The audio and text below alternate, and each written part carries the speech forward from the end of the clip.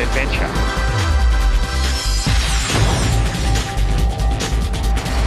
I love getting an answer to a question. Okay, let's go. Join us and the next generation of explorers in pursuit of science beyond the horizon. On Next Wave. I meet Sharyn Graham to talk about sex. Some like to dress, kind of effeminately, and some don't. I track down the boogeyman legend. Yeah, and the boat boogies as well. While Captain Martin fixes the boat.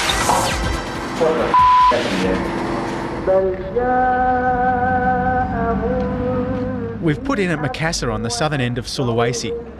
It's a refuelling and supply stop for the Indies trader. Take the key. And a chance for Captain Martin to practice his diplomacy skills on the local port inspector.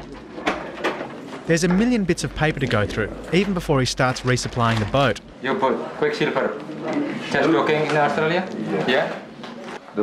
So to be on the safe side, Martin's allocated shore leave for the rest of us. So now next port to... Next port, kita ke Sumbawa. Sumbawa. Bima is juga different.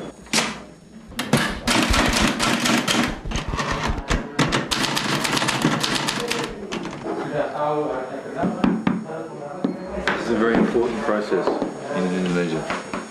The stamping of everything must be official, must be complete. Yeah. Everywhere we go in Indonesia, we must have a port clearance in and a port clearance out. It's $2.275. Yeah, jump on.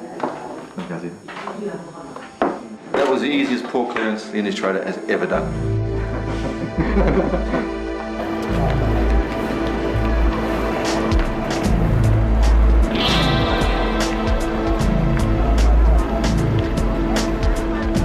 Makassar is a booming town. We can restock the boat with just about anything here. Red sugar, and they grind up the red sugar, and that one's the chocolate over there in that bowl. It's been a trading centre for centuries. But I'm not here to shop. I'm here with Sharyn Graham to look at sex, or more precisely, to look at other ways of identifying gender. In most of the world, people recognise two genders, male and female. Here, there's maybe four, and the hermaphrodite bissu priests make a possible fifth. Sharyn is here from the University of Western Australia, studying the 5 genders of southern Sulawesi for her PhD. Sharyn's especially interested in the 5th gender, the bissu priest. Half men, half women, a sort of composite neutral gender. Part human, part spirit.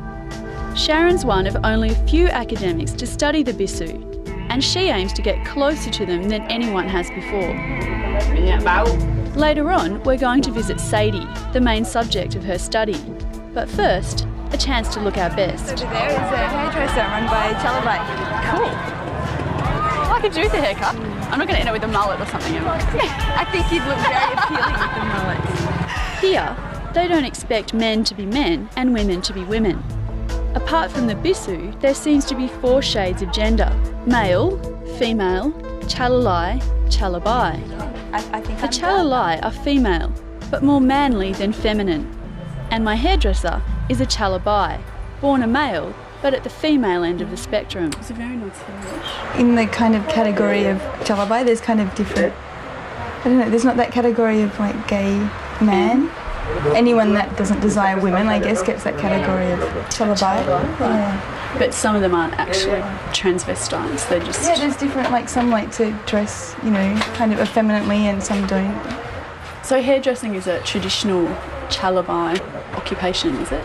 Yeah, I've never had my hair cut by a woman in Sulawesi. It seems almost always to be Chalabai. Oh, that's interesting. Is that their only occupation? That's their main one. I guess the other main one would be weddings. Like if you go out into the kitchen, you'll see Chalabai doing the cooking, preparing the food for the wedding, and often they'll do the hair and the makeup of the bride and the groom. Sharyn's been living in South Sulawesi now for 2 years. She's learnt the language and she's treated as a local. Any analysis of a part of the culture here has to be seen in context. The only way Sharyn felt she could understand the context was to immerse herself in daily life. I just get more and more attractive. the bissu priests are still a mysterious group. Sharyn has been painstakingly building up a record of their way of life, their traditions and ceremonies.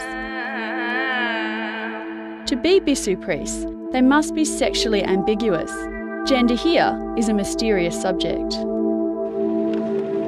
I'll admit, I'm a male at the male end of the spectrum. So the idea of watching Joe get a haircut was not as exciting as messing about in a boat. Smell the fumes. This part of the world harbours every kid's nightmare. This is where the monsters live, the boogeymen. Matt has been a sailor for most of his life, competed in one of the toughest ocean races in the world, the Sydney to Hobart, trekked across Africa, and is the grandson of Jack Earl, the second Australian to circumnavigate the globe. But as a kid, he told me, he was certain the boogeymen would get him. Now he's going to lay those ghosts to rest once and for all. The Bugis people are the largest ethnic group in southern Sulawesi. One theory for the origin of the boogeyman legend is that a few hundred years ago, the Bugis ruled the seas around here so fiercely that European sailors took back horror stories of the terrible boogeymen, guaranteed to keep any kid in line. Still today, there are Bugis who spend a good part of their time on water, but hardly ever go to sea.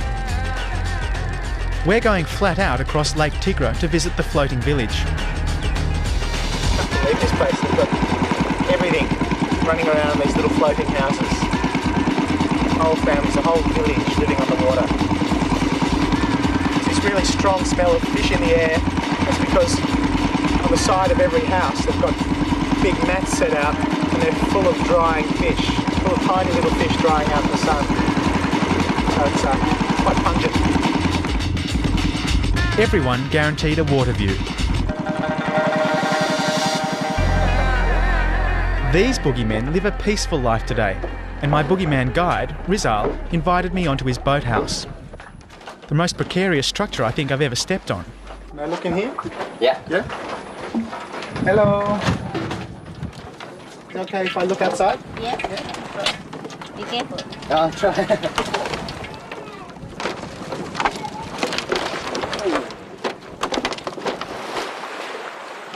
Rather unsteady. Out here they've got these trays of drying out fish, little tiny fish, hundreds of them, all laid out, and they'll dry them until they're nice and they're not going to rot, and take them in and sell them in town. It's a hard, hard life. All the houses have got the poles out the front, so they're actually anchored in the mud. It's not all that deep, but they're just floating, they're not even on stilts, and they're just anchored in the mud floating here. Tiny little, like fish factories is almost what they are, and they all smell like a fish factory too.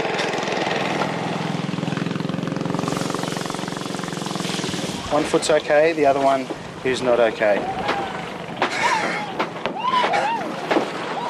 As long as you move slowly and carefully, everything's fine. People live here, it can't be too bad. Banana.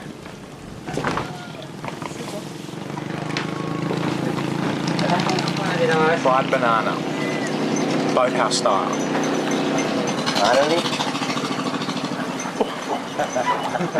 Sweet and crunchy on the outside, and mushy on the inside. Nice little coffee to wash it down. Looks a little bit like mud.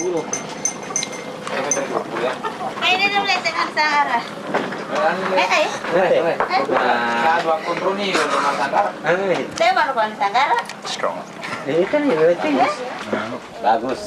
Bagus banana.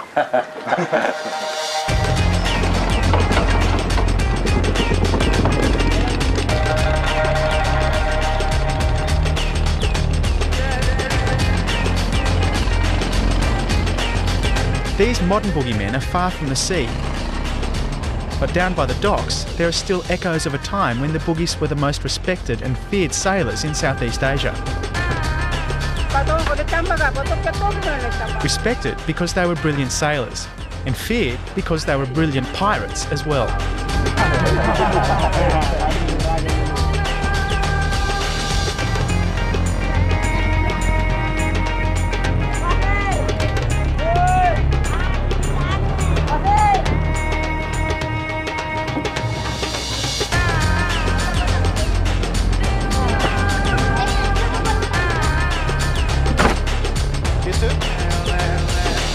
Bugis sailors still use this port, although these days they trade legitimately, ferrying cargo on these magnificent sailing ships.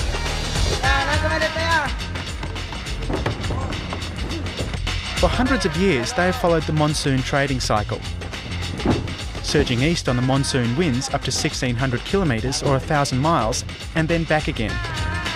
West, as the seasonal trade winds turn to their backs. They have to work? No problem. Sorry. Terima kasih. These boats are so big, and they're all made of things from the forest. They make them a little bit down the coast. There's basically no steel in them, except for the major bolts down there. The rest of it's all held together just with tree nails, with wooden nails. They're superbly seaworthy, great strong things, and hold huge amounts of cargo. You can see down in the hold there how much they're pulling out of it. And they're some of the oldest trading vessels in the world. Because the trade winds blow so predictably in areas like this, sail is really a perfect option for these guys. So the sail up here would get pulled back on this top mast, and it's a massive piece of canvas. It's huge. So this boat, when it's wound up, probably goes, you know, twice as fast as the Indies trader.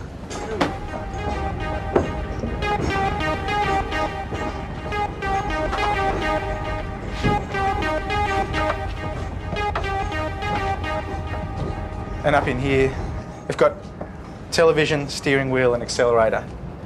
There's no navigational equipment at all. These guys said that they were on a 5-day trip. They've got no charts, no compass even. They just know their way. And they'd use things like the stars, the currents, the trade winds, the waves that are hitting the boat. All of those different environmental factors can help them find their way. They use them all and they read them all, and that determines their path. They used to use seagull droppings in the old days, and the birds would tell them when they're close to land, but now they've got a television, and when they get reception, that's how they know. Standing here, it's not hard to imagine the adventures of the boogeymen who once sailed ships like these. The clatter of steel swords and the thrill of the chase as they prowled around the Sulawesi Sea, knocking over any other ships that happened along. The boogeymen, who used to live under my bed when I was a kid. They don't look so bad after all. In fact, they're quite friendly. Still, it won't hurt to build up a bit of credit. I take a box down for you. I'm strong. I take a box down. Okay. Dua? Dua or tiga? Okay. Okay, we got 2 boxes.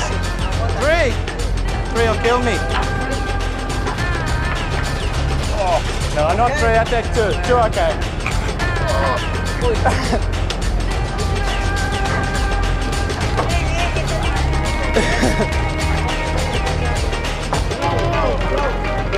Let's hope I don't end in the drink. No problem.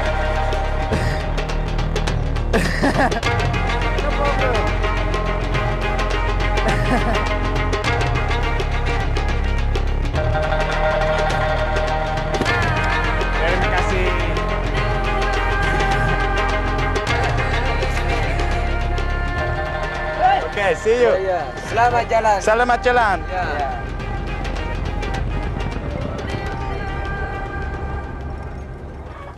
So this is the way we go to Sadie's house. Eventually, Matt caught us up on the way to see Sadie, the senior bissu priest around here. Assalamualaikum. To be a bissu priest, Sadie must be hermaphrodite. He has both male and female sexual organs. In Bugis culture, Sadie is a mediator between them and the spirit world. He's a spirit himself.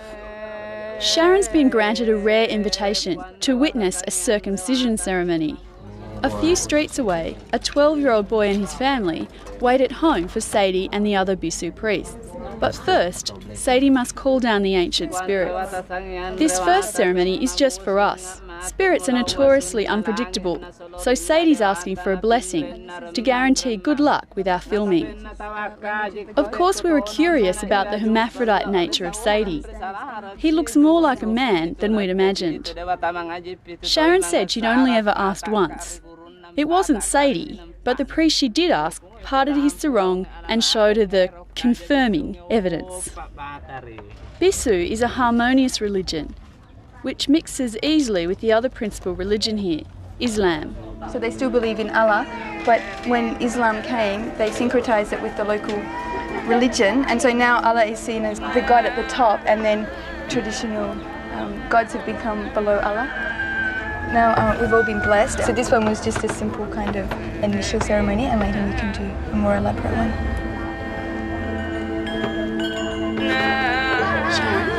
The little boy and girl that are very dressed up. Yeah, they're dressed in wedding clothes, so they're dressed as a bride and a groom. And the reason that they're here is because the traditional role of the bissu is usually centred around weddings, and so it's been passed down as tradition that if the bissu do a ceremony, then they need to have a token, even if it's just a symbol of a bride and a groom, seated somewhere. So for this one, we've got a little boy and a little girl in their traditional costumes. The bissu are just getting ready in their costumes now, and in a minute the drums will start and the cymbals will start.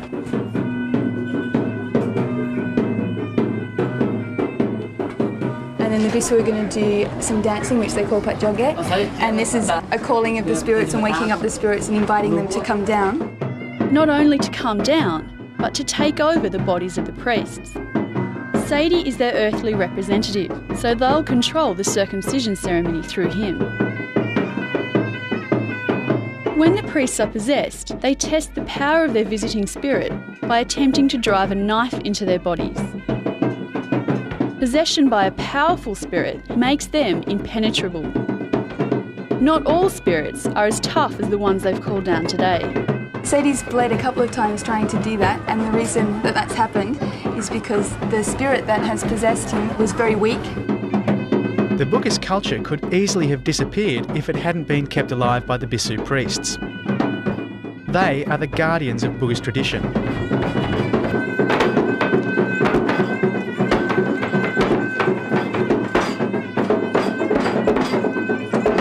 This is a really small room and it's hot in here.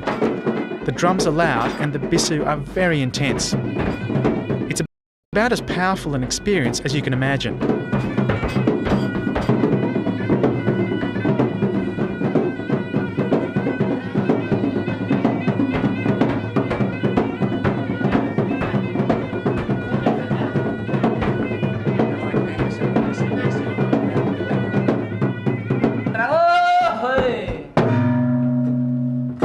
I know you're studying this, but do you believe that they're really possessed by spirits, or do you think it's a bit of a pantomime? I don't know, it looks kind of convincing, like it looks like they're really trying to push it in and stuff, and I guess it's enough that they believe, like they all believe in that, and that's enough.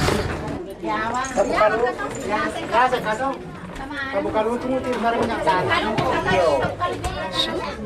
sharper than I thought. I mean, it's not razor sharp, but it's definitely sharp enough to go into your belly with that. Ooh. Yeah, I don't think the spirit's more protector. I just stuck it into my thumb then and it almost went in. Ooh. It's very soft there. I'm not sure how I feel about it now. Some magic. With Sadie's spirit now firmly in control, the circumcision was next on today's agenda. But first, Sharyn wants to introduce us to one of Sadie's neighbours. This is Jay. Hello. Ursia. Her name is Ursia.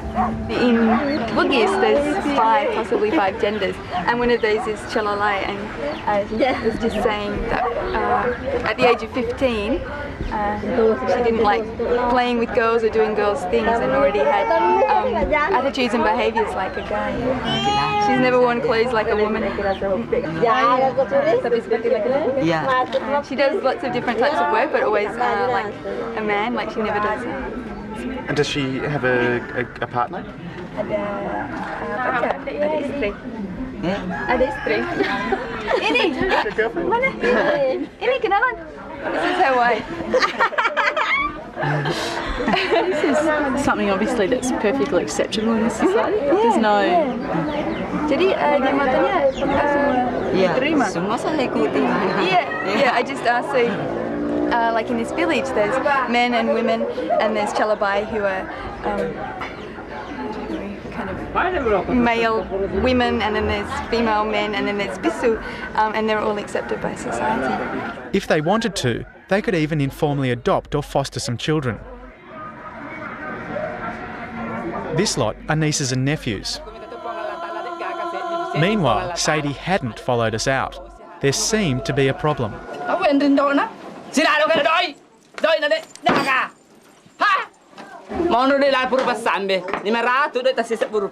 spirit was saying that something was missing. I haven't quite understood all of that, but something was missing from the ceremony, and this made the spirit that possessed Sadie very mad, and he was yelling at all the bissu and saying, how could you forget this thing? You can't do a bissu ceremony without this.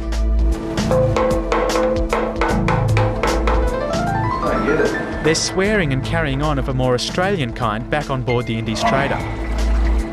Why? We'd been having trouble with the starter motor for a while, and Martin seems to be missing something too.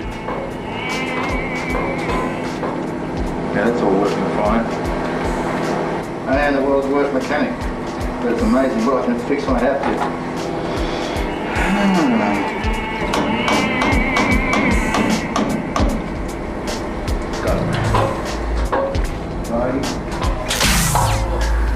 What the happened there?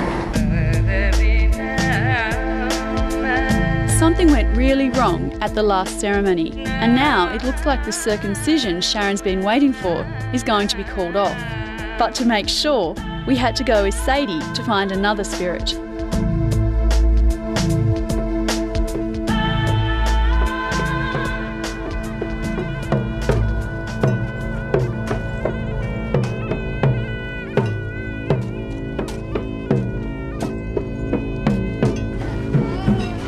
Sadie's just said that we have to do another ceremony, a bit of a blessing here before we enter the cave. And so we've just gone to get the sesaji, the offerings, bananas and coconuts and things like that. And then we'll do the offering, and then we can enter in the cave. But if we don't do the offering, then there's a lot of snakes in the cave and they'll come out and eat us. So we have to do that first.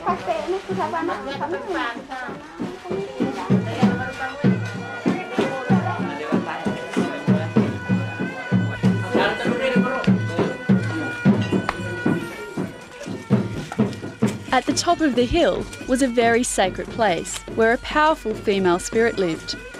She lives here because of the view, Sadie said, and it's cool, far from town. The conversation with this spirit was in Bahasa Bissu, an ancient language that only Bissu priests can understand.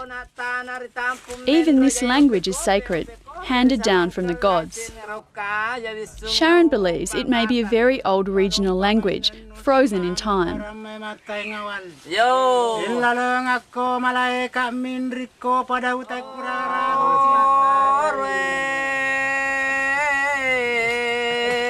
It was hard for Sharyn to follow exactly what was going on. But eventually the word came down there would be no circumcision today. Disappointing for Sharyn, but the rest of us could relax, especially a 12-year-old boy. It'll be another year before Sharyn is ready to present her analysis of Buga's culture to the world. She thinks they can teach us a lot. At first sight, it seems weird, 5 genders, sexual ambiguity. But in fact, Sharyn thinks they are way ahead of many Western cultures in their attitude to gender. It's a relaxed attitude. There are no social judgments being made. People are what they are, and that's fine.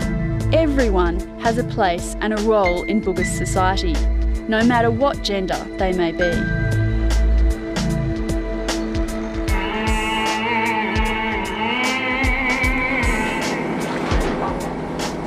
We're okay, boys. You like that? It's got some rock and roll now, hasn't it? Success.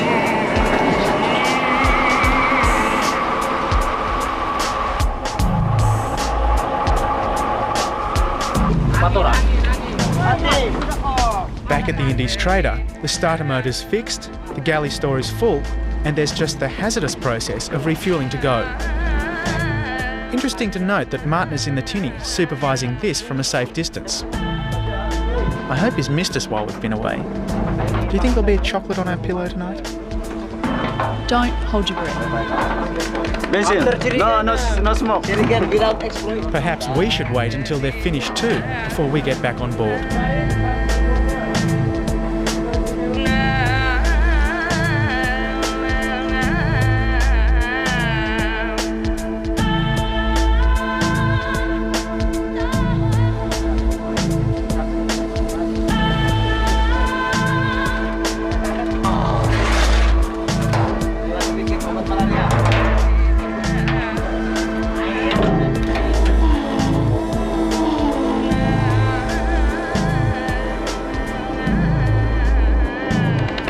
Stop smoke at the moment.